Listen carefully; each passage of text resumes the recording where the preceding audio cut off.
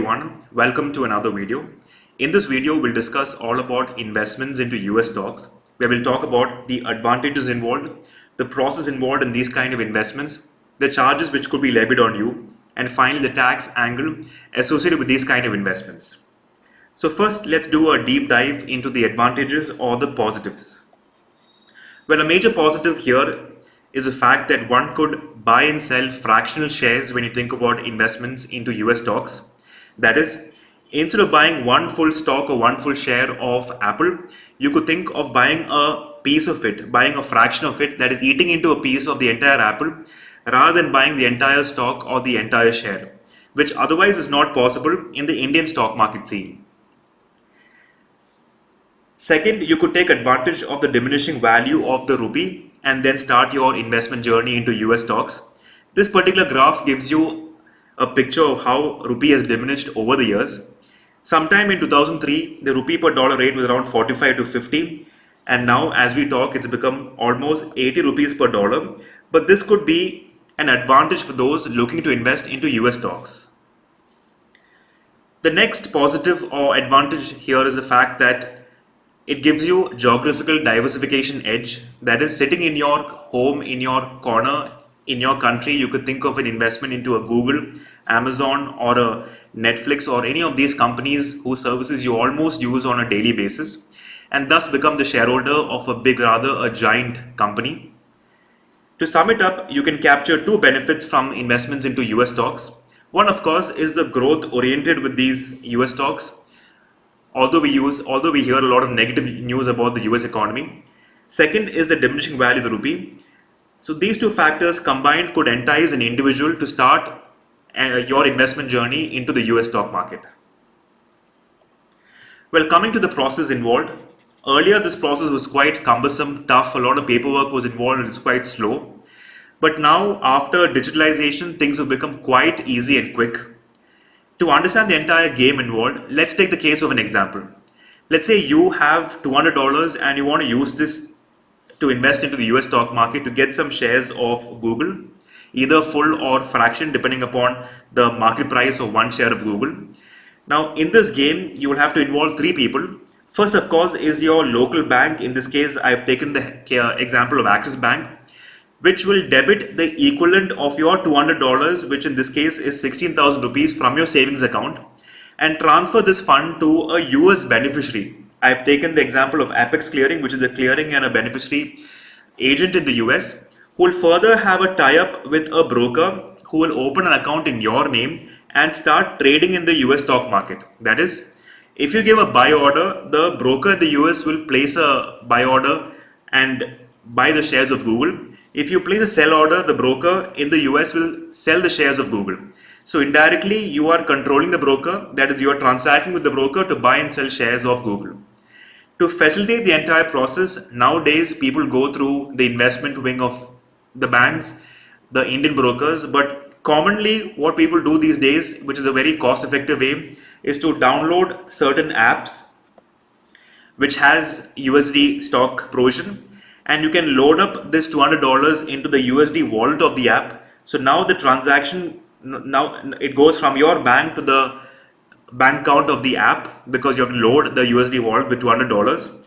This app will have a tie-up with the beneficiary or the clearing agent in the US, and you need not open a separate bank account for this particular purpose, because the app will have a tie-up with the beneficiary in the US. And the beneficiary will further have a tie-up with the broker who would have an account in your name, more like a demat account, and then start trading, buying and selling shares of the stock that you need.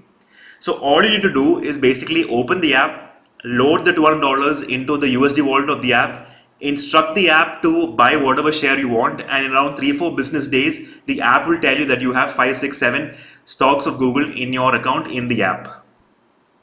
Well, to facilitate this process, you can go through the SIP route, which is basically called systematic investment planning, and you can set a mandate to auto debit your savings account every month as an investment process. You could also choose the lump sum route, that is basically investment in one go. There is no minimum amount involved, so any amount is okay to start your US investment journey, but I would suggest a minimum of $100 because of the amount of foreign conversion fee that is involved with your bank. Coming to the charges involved, well, speaking about charges, I have drawn a comparison of the charges that could be levied on you when you go through the bank route or through the app route. If you go through the bank route, the banks could levy the forex charge or the foreign exchange conversion service fee. They could also levy service fee at different stages or at one go. They'll definitely have a tie-up with the US broker, and therefore they'll pass on that broker fee to you. And when you think of selling your shares and getting the money back into your bank account, they will also charge a withdrawal fee. But if you download an app, then there is no question of service fee or broker fee, and that is the real reason why people download apps these days and transact for investments into the US stocks. And even when you want to sell your shares and get the money back into your bank account, they will charge a small withdrawal fee, which is fairly less when compared to what banks charge. Coming to the last bit, and that is the tax part of things, the tax angle associated with US stock investments.